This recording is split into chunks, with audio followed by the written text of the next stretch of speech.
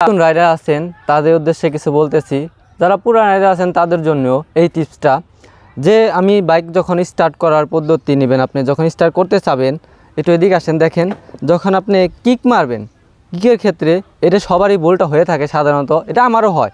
আমি বলতে পারবো না যে এটা আমার কখনো হবে না, তা না, লাইফে ফার্স্ট টাইম আমারও হয়েছে এরকম ভুলটা, মিসআন্ডারস্ট্যান্ডিংটা আসলে সবারই হয়।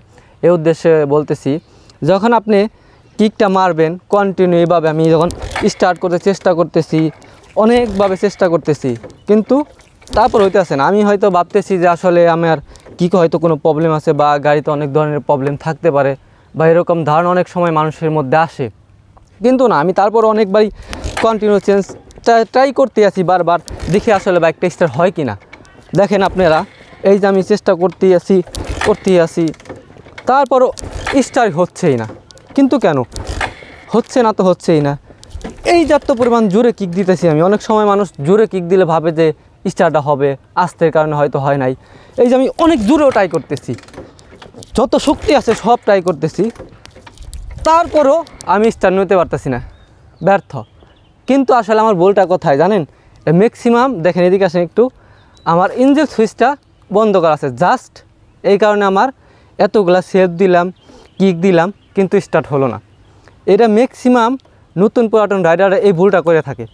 এই উদ্দেশ্যে ভিডিওটা করা, যাতে আপনারা সবসময় সাবধান থাকবেন।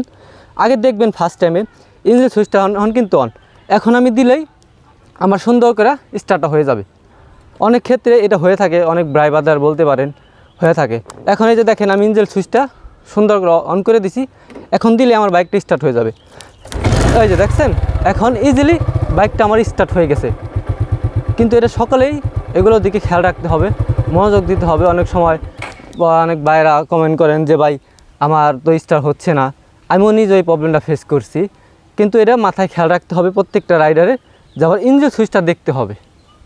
আসসালামু আলাইকুম সবাই, আমার চ্যানেলটা যারা আমার ভিডিও দেখেন সাবস্ক্রাইব করবেন, শেয়ার করবেন, আর ভালো ভালো যাতে ভিডিও দিতে পারি আপনারা সকলেই আমার জন্য দোয়া করবেন।